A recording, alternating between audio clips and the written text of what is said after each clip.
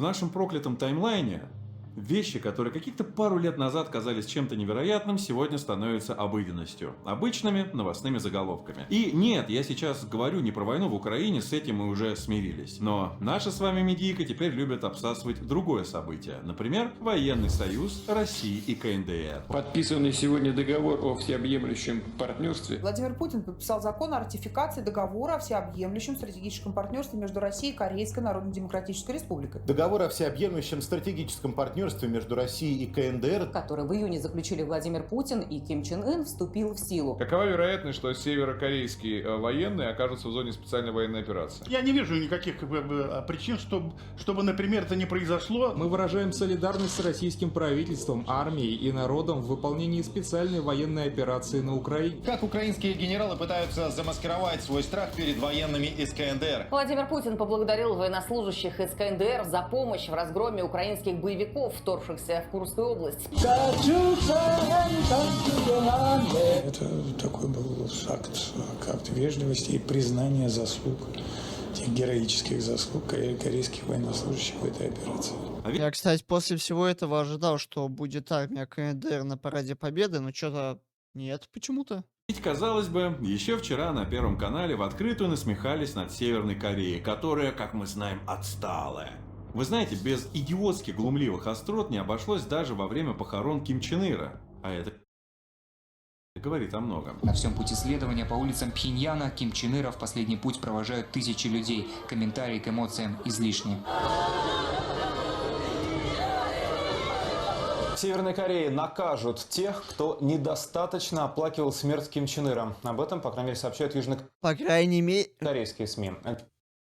Вы не знаете, мне вот временами нравится, об этом, по крайней мере, сообщают южнокорейские СМИ. Так, блядь, ну естественно, Южная Корея — это страна, которая является прямым врагом Северной Кореи. Так что от них ожидать-то, каких-то хороших новостей? А вы знаете, то сакура цветет только в Корее и Японии.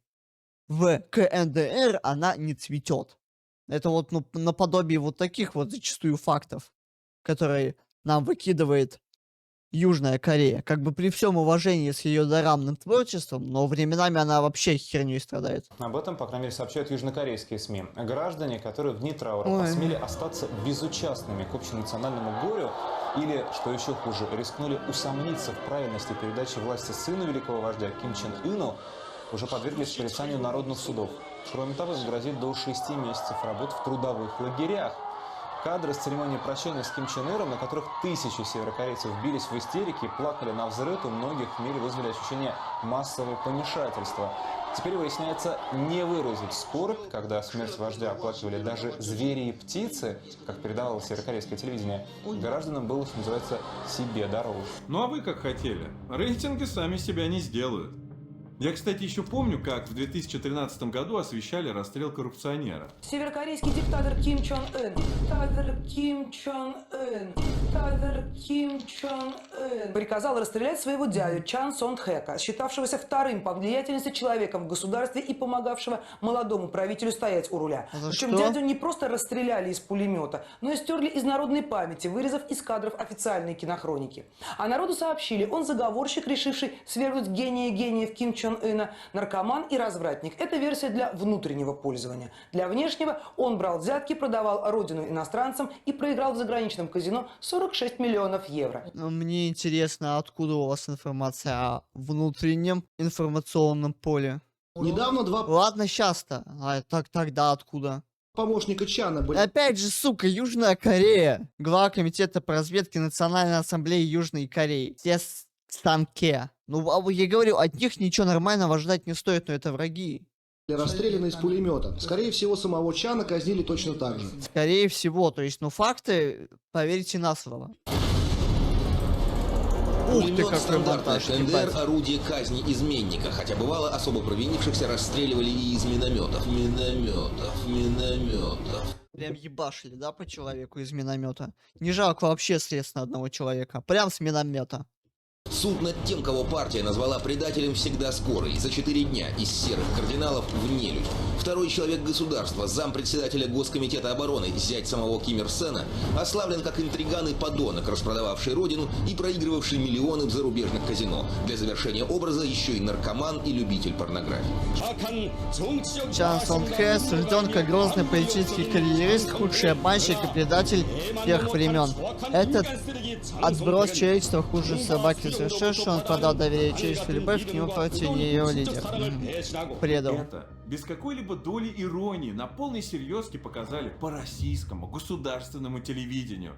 Блять, поэтому его и никто и не смотрит.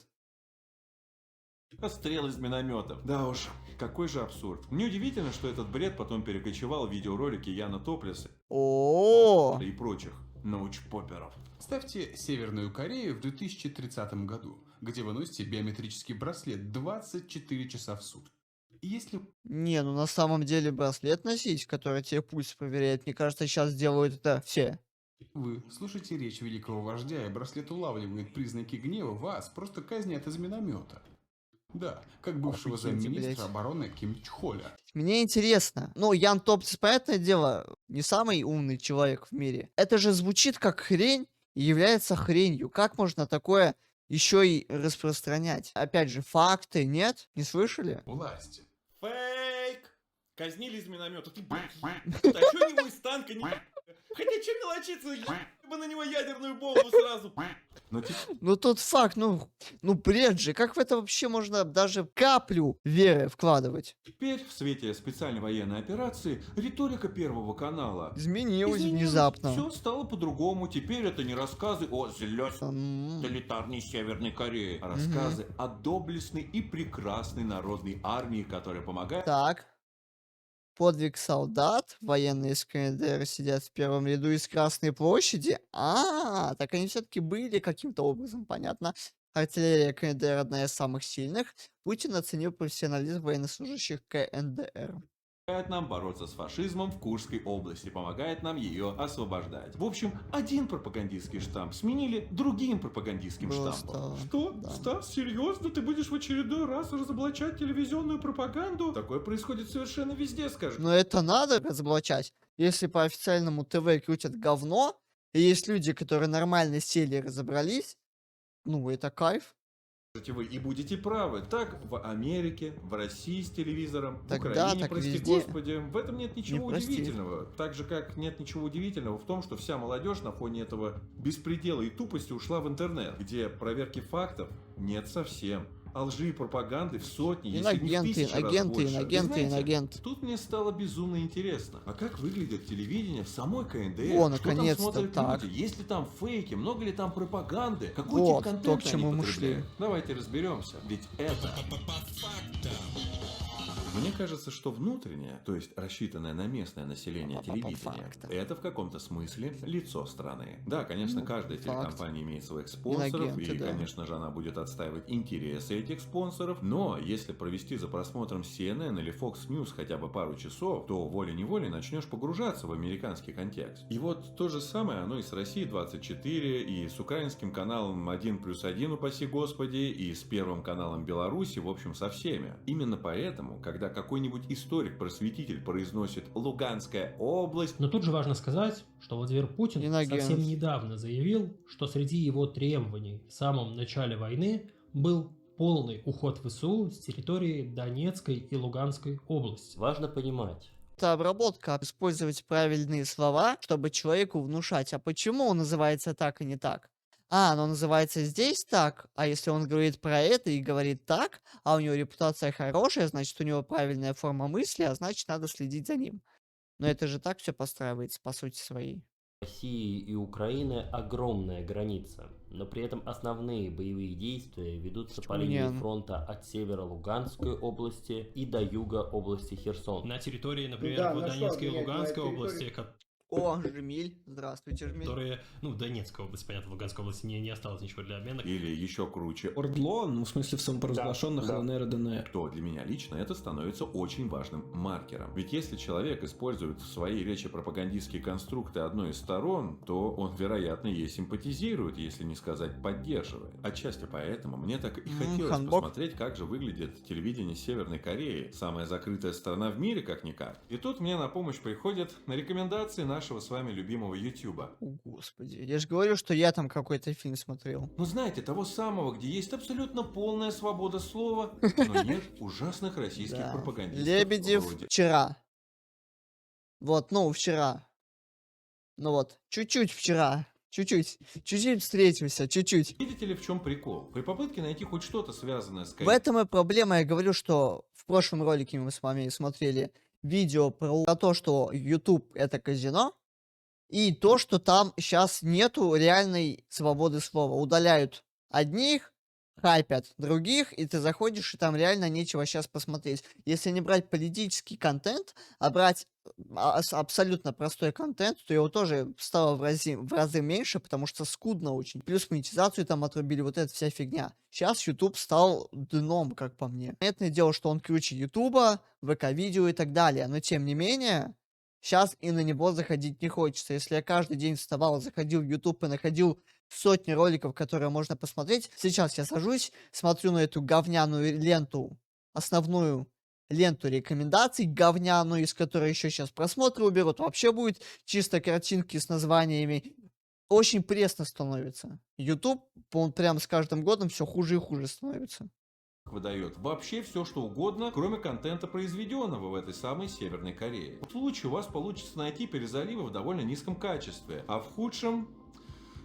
Да, вы все правильно поняли. По запросу «Голос Кореи» YouTube... О, это вот это перебежчик, который еще бабки строит теперь на Ютубе.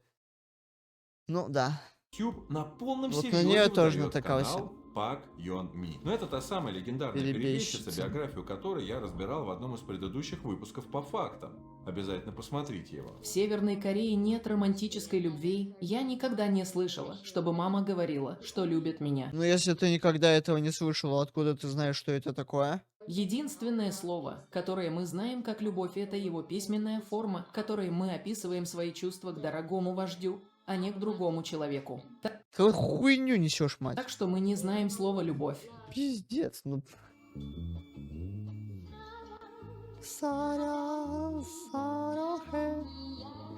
Соря, не я.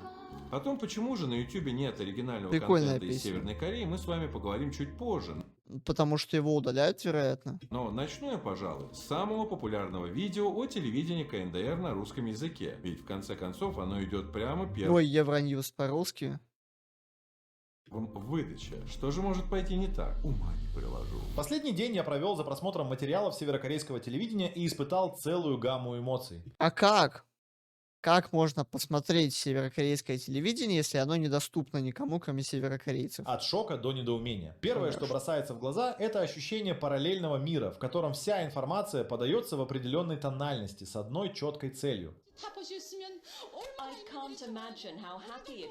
В отличие от привычного нам телевидения, где есть разнообразие мнений, в КНДР оно служит единственной цели – формированию правильного восприятия реальности. Ну, на разнообразие мнений в поисковой выдаче нашего с вами любимого ютубчика мы уже посмотрели. Давайте же далее погрузимся в реалии корейского тоталитарного телевидения, как того хочет наш с вами многоуважаемый автор. Но сделаем... Кстати! Ну, на разнообразие мнений в поисковой выдаче нашего с вами любимого ютубчика мы уже посмотрели. Давайте же далее погрузимся в реалии корейского тоталитарного телевидения.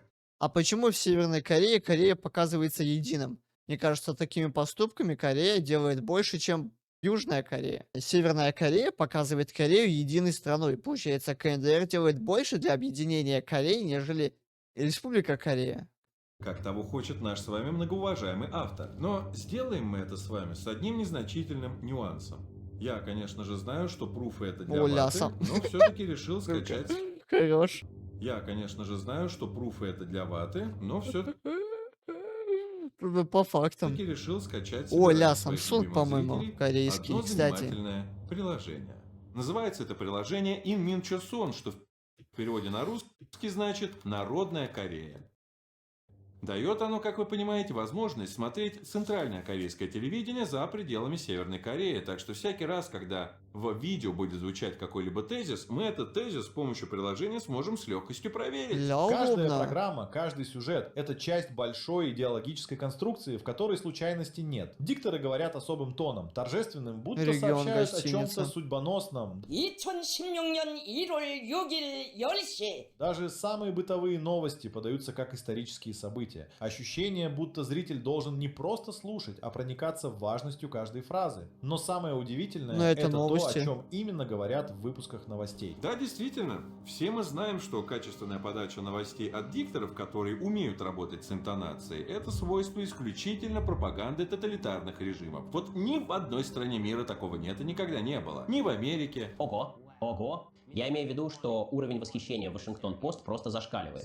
Это безумие. Представьте, что они написали бы такое об Эве Браун. И вы поймете, что это действительно так. Даже если мой враг, враг моего врага, на самом деле жестокая северокорейская диктатура. Ни в России. Виталий Манский, который вне конкурса показал свою картину о Северной Корее. С одной стороны, я вроде бы как все понимаю и представляю себе. Но одно дело рассказы и чтение, а совсем другое дело увидеть своими глазами. И то, что я увидел, совершенно потрясло меня. Я увидел, как со школьной скамьи вбивают в голову совсем маленьким детям преклонение перед великим учителем, ненависть к япошкам, я цитирую, ненависть к америкашкам. Насколько мне известно, в Америке каждый день встают под гимн Америки в школах. И насколько мне известно, когда был Советский Союз, в Америке висели агитационные плакаты, где на них было изображено убийство советских солдат. Ну, как бы будто бы претензия есть. Не тем более в Республике Корея. И вот теперь самое время поговорить о северской обороне и корейско-российско-курской недружбе.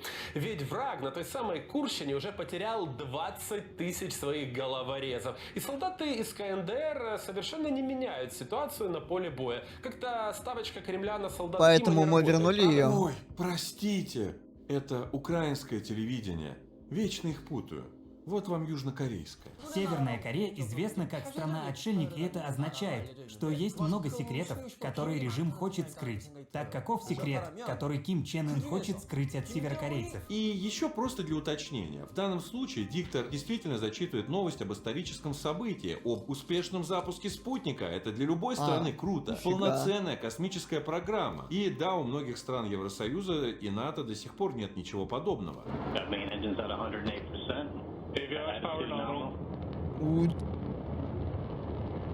Ну, это американская, да, вон НАСА написано, прикольно. Красиво выглядит. Сообщение Национального управления по освоению космоса Корейской Народно-Демократической Республики. Спутник наблюдения Земли Кванмен и еще 4 успешно запущены. Ученые и инженеры Национального управления по освоению космоса КНДР добились полного успеха, выведя на орбиту спутник наблюдения Земли Кванменсон-4, разработанный в соответствии с планом на 2016 год в рамках 5-летнего плана развития национальной космической отрасли. Ну а что? Я думал, только Россия, КНДР тоже, оказывается, в космической гонке частично присутствует. Фига.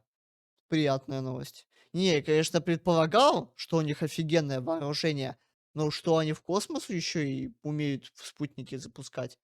Ну, это высший пилотаж. Что касается других новостей, то достаточно просто хотя бы вот так вот бегло полистать КЦТВ, для того, чтобы увидеть, что дикторы обычные новости читают с достаточно спокойной интонацией. Группа по расследованию аварии, произошедшей во время спуска на воду эсминца, приступила к активному рассмотрению обстоятельств крупного инцидента на Чханьшинской судостроительной верфи. На основании данных, собранных следственной группой, органы прокуратуры арестовали лиц, чья ответственность за происшествие очевидна, и приступили к процессуальным действиям. В столице Ирака состоялась 34-я конференция Лиги арабских государств. Лидеры стран Лиги арабских государств, представители региональных и международных организаций приняли участие во встрече. На конференции обсуждались вопросы мира и безопасности во всем арабском мире, включая палестинский сектор Газа, Судан, Ливию и Йемен. включая палестинский сектор Газа. Да чё уж там, даже в 80-е и 90-е, когда КНДР было куда более авторитарным государством, подача новостей не особенно отличалась. Северокорейское вещание функционирует для того, чтобы воспитывать население в духе социализма в соответствии с теориями Маркса и Ленина и идеями Чучхе. Радиопередачи включают в себя радио Пхеньян, Корейское центральное радио и Голос национального спасения. Телевизионные трансляции включают в себя Корейское центральное телевидение, передающее новости, канал Мансуде и канал Кисон с зарубежными фильмами. США вместе с союзными войсками начали действия под кодовым названием «Операция «Буря в пустыне». Официально было объявлено, что силы, задействованные в операции «Буря в пустыне», начали наносить удары по целям в Ираке и Кувейте. По данным военных источников, сегодня южнокорейские войска совершили серьезную военную провокацию, открыв огонь из стрелкового оружия по нашим патрульным кораблям военно-морских сил, которые несли обычную службу по охране морских рубежей в акватории Западного моря. В ответ на это наши корабли были вынуждены принять меры самообороны, в результате чего между обеими сторонами завязался бой и имелись потери. Что-то Стас такой, вот, послушайте интонацию, а сам нам дает перевод. Но мне кажется, в эти моменты можно субтитры было добавить. В северокорейский новостной канал можно подумать, что за пределами страны царит хаос. Основной посыл большинства выпусков – мир за границей стремительно разваливается, люди там страдают, а единственное безопасное и стабильное место – это КНДР. И самое главное, нет никакого контекста. Контраст создается моментально. Как только заканчивается сюжет о бедствиях за границей, сразу следует репортаж о том, как прекрасно живет народ Северной Кореи. Счастливые рабочие, идеальные урожаи, научные прорывы. Это создает у зрителя... И везде одни и те же кадры. Вот прям, в точку. Ощущение, что вне КНДР нет ничего, кроме разрушений. Звучит, конечно, довольно интересно. Население целой страны живет в альтернативной реальности, не зная об окружающем мире абсолютно ничего. Да, кругом обман и подтасовка фактов. Но, увы, реальность, как это обычно и бывает, оказывается куда скучнее. Вот вам пример типичного блока дневных новостей на канале КЦТВ. Сначала дикторы рассказывают о главных событиях в жизни государства. Затем они переключаются на новости из разных провинций. В конце обзор газет. Газеты? Ну, немножко устаревшая, конечно, вещь, газеты. Ну, ладно. Хотя, блин, у нас по сей день газеты временами стоишь, в метро заходишь, тебе газеты раздают. Я в шоке. Газеты кто-то еще печатает и читает. Международного блока здесь нет, по расписанию он идет в вечерних новостях. Однако и тут не состыковочка, ведь о событиях за рубежом ведущий рассказывает только в самом конце, перед прогнозом погоды. И понятное дело, что все новости показываются исключительно в привязке к какой-то конкретной дате, будь то международный форум, спортивные соревнования, наводнение или очередное обострение конфликта в Газе. Или вот вам еще пример, но в этот раз даже с переводом на русский.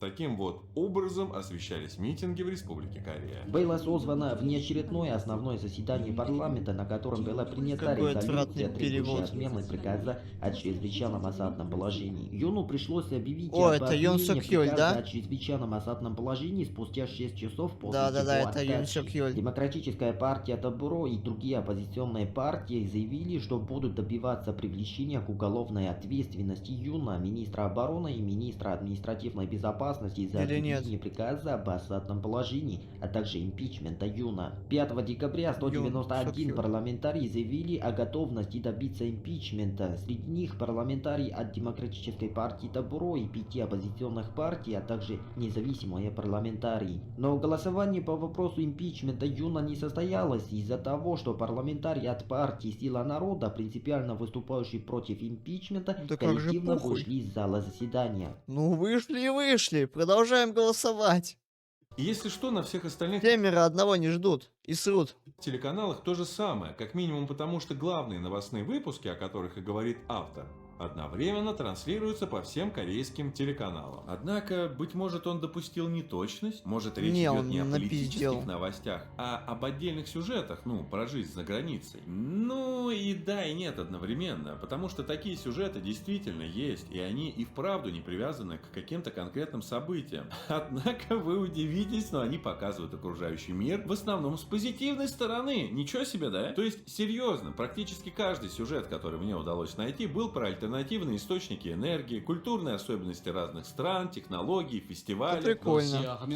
Вот это, кстати, прикольно. На самом деле, то, что вот в КНДР показывают какие-то события совершенно простые, это здорово, потому что у нас, как не включишь телек, тут, значит, кто-то кого-то убил, изнасиловал, сбил поезд, улетел в космос, тебя тут затрахали, тут убили собаку, тут съели человека, тут, значит, оружие подняли, тут в Америке опять кого-то расстреляли, тут, значит, в Корее президента отстранили, тут в Британии посадили человек 10 тысяч за пост и так далее. Сидишь, господи, нахер я включу новости вечером. А если в Корее такого нету, то это будто бы не то чтобы нормально, но если большая часть сетки новостей в Корее показывает просто повседневную жизнь Кореи и других стран, без каких-то, знаете, убили, расстреляли и так далее, то это здорово, потому что у нас новости — это ужас.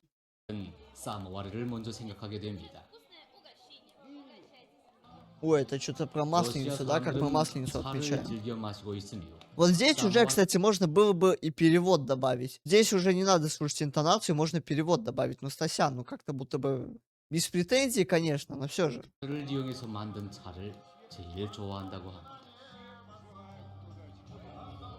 Правда, из-за цензуры корейцы заблюрили классические джинсы на некоторых людях. Ну, бывает. Потому что джинсы там считаются символом американской моды. Да, абсурдные вещи там тоже есть. Но это везде И есть. очевидно, что на северокорейском телевидении действительно бывают сюжеты из разряда «А в Америке негров линчуют». О, Но, во-первых, осуждаем. их намного меньше, а во-вторых, они всегда про какое-то чрезвычайное происшествие, например, про разгон митинга или про убийство невооруженного чернокожего белым полицейским, что Осуждаем. глупо отрицать является правдой. Известно, недавно в городе Фергюсон, штат Миссури, США, произошел инцидент, когда 18-летний чернокожий юноша по имени Майкл Браун был застрелен белым полицейским. Молодой человек, которого вы сейчас видите на экране, это Майкл Браун, говорят, что он получил 6 пулевых ранений по всему телу и скончался на месте.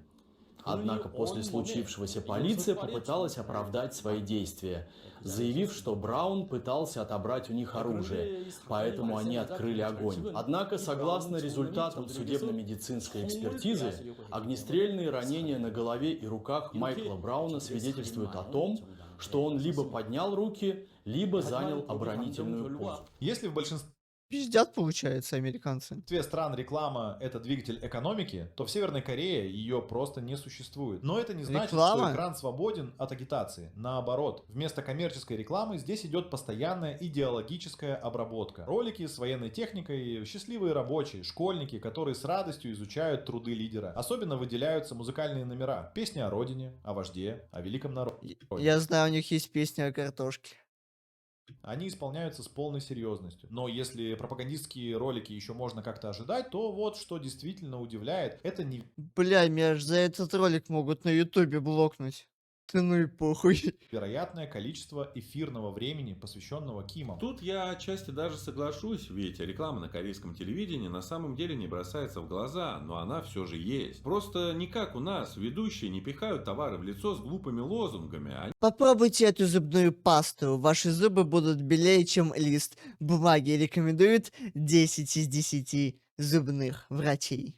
Они просто как бы невзначай рассказывают об успехах определенных брендов. Что же касается политической рекламы, то серьезно, я не знаю вообще ни одного телеканала на планете Земля, где ее бы не было. Включив телевизор, можно увидеть, как дикторы с восторгом рассказывают, как лидер посетил фабрику, осмотрел урожай или дал мудрый совет ученым.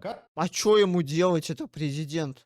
Он ездит по стране и контролирует какие-то вещи. У нас тоже как бы Путин поехал туда посмотрел, поехал сюда посмотрел. Трамп тоже не сидит на жопе, он открывает всякие там здания и департаменты. Ну тут будто претензия тупая. Каждый его шаг подается как историческое событие. Так, ну блядь, да, это президент, он приехал что-то открывать. Место занимают архивные записи с прошлыми лидерами. Из них складывается целая мифология, где каждый из Кимов не просто политик, а почти сверхчеловек, который совершал подвиги, спасал страну и даже якобы обладал уникальными способностями. Кажется, что никто, кроме правящей династии, не способен управлять страной. Ну в Америке как бы тоже это... Рузвельту стоят памятники сидящие. Это работает, ведь у большинства зрителей нет доступа к альтернативным источникам информации. Но если новости и официальные хроники подаются с полной серьезностью, то развлекательные программы выглядят совсем иначе. То есть глава государства должен просто сидеть в своем кабинете Вот, и да ничего вот не я делать? тоже про это. Вот, например, список его поездок с января Что? по ноябрь 2016 Нифига себе, он года. там путешествует. Да, одно только перечисление занимает больше 5 страниц. Кино в Северной Корее — это не просто развлечение, а мощный инструмент пропаганды. Включив любой местный фильм, можно сразу заметить, что он создан не ради искусства, а для воспитания определенных идеалов. Любая история строится так, чтобы показать преданность народу и стране, самопожертвование и ненависть к врагам. Отдельный Да ну план... ёптить, а где снимают не так? А где снимают не так?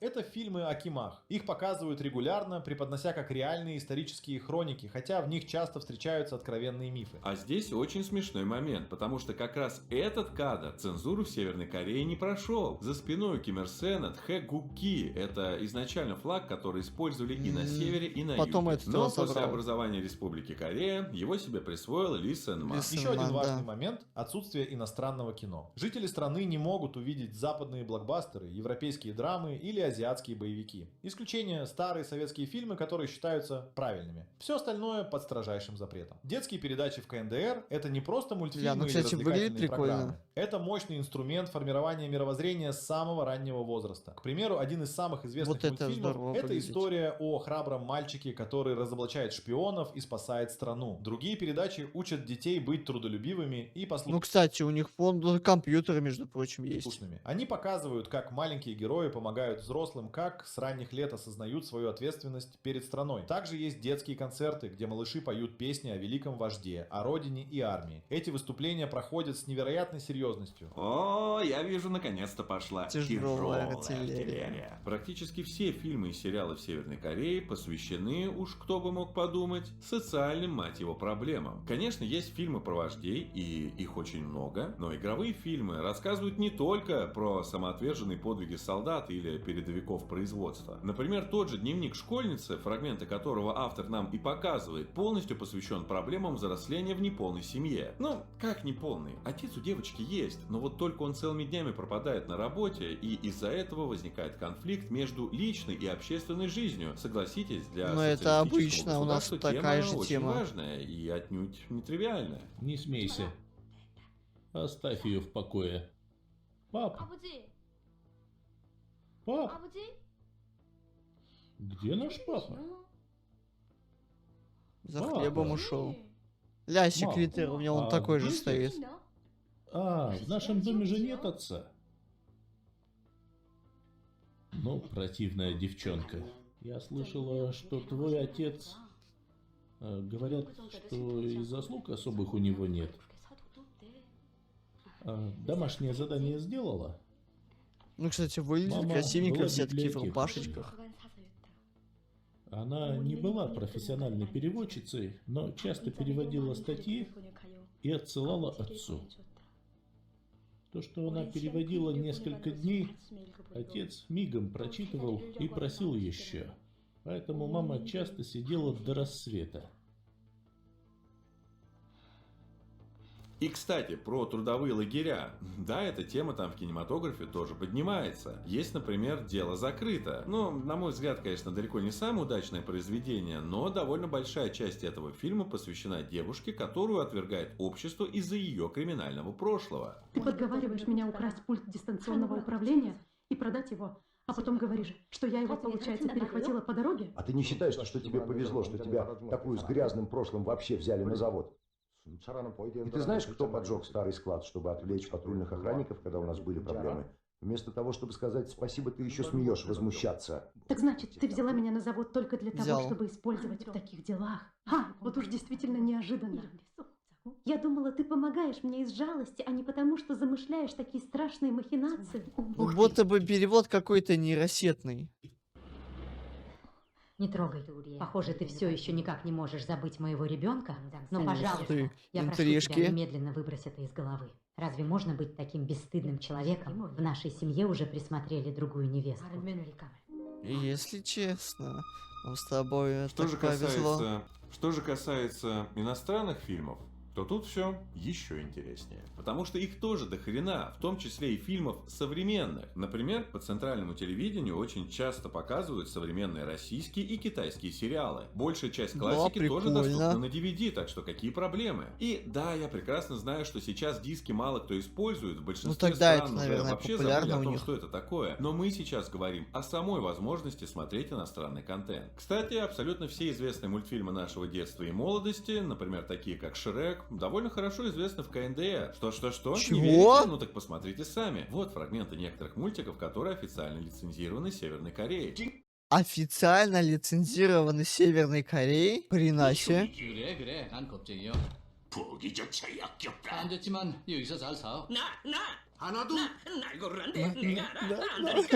Да, звучит прикольно. Цензуру, как, кстати, военное положение, никто не отменял. Даже из одобренных к показу фильмов, как правило, вырезают некоторые спорные, скажем так, с точки зрения северокорейского государства и идеологии моменты. Но раз происходят такие вот абсурдные с нашей точки зрения вещи моменты, это не значит, что на Северную Корею теперь можно абсолютно все грехи человечества повесить. Так что вопрос к автору, зачем... Но джинсы замазали. До такой степени преувеличивать у меня остается открытым. Телевидение в Северной Корее единственный источник информации для большинства жителей, но вот с самими телевизорами ситуация не такая однозначная. В отличие от развитых стран, где каждый может выбрать модель по своему вкусу, здесь техника строго контролируется. Большинство техники в Северной Корее нет не потому, что Северная Корея от них отказывается, а потому что на них наложена куча санкций, и им эта техника не поставляется. Тут в этом прикол. Многие думают, что Северная Корея изолировалась и сидит, ничего не хочет принимать. Это не так. На нее так же, как на нас наложили кучу санкций, им туда просто, у них интернета нету всеобщего, потому что им не поставляет туда Америка интернет.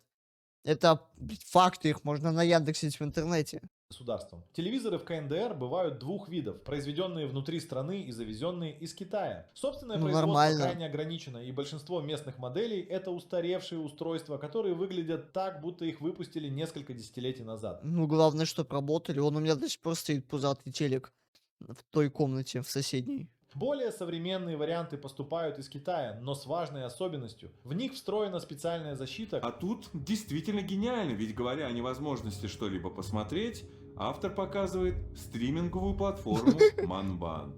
Что? В КНДР есть стриминговая платформа? Манбан? Как я много о Корее-то, оказывается, не знал, о КНДР точнее.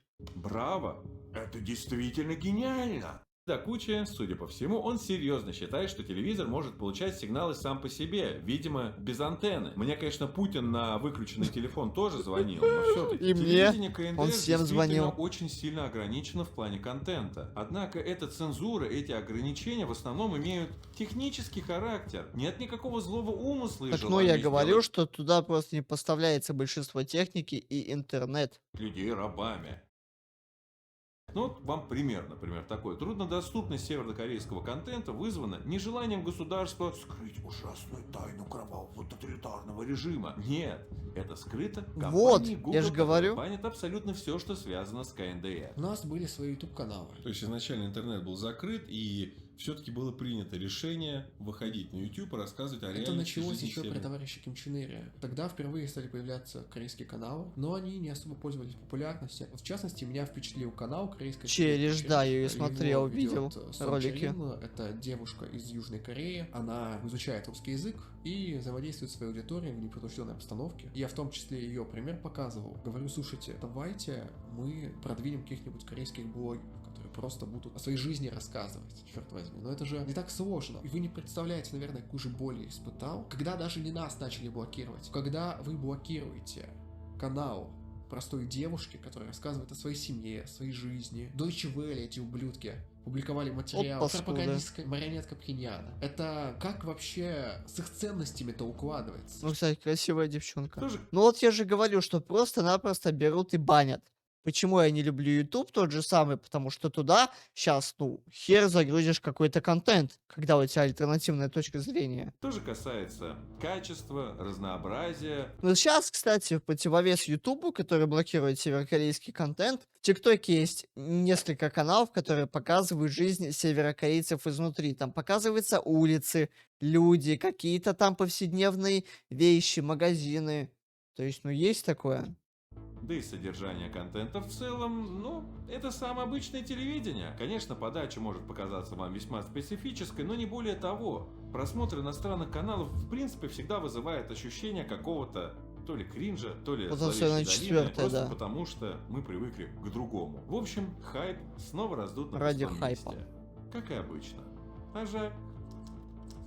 Материал использован в данном видео, переведены и озвучены с применением нейросетевых технологий. Я же говорю, какой-то очень хреновый перевод. Я говорю, что меня за этот ролик могут забанить на ютубе. Меня за этот ролик поразило две вещи. Первое, это то, что, оказывается, американские мультфильмы тоже крутят в КНДР. И вот есть пруфы. А второе, это то, что у них, блядь, есть свой собственный стриминговый сервис.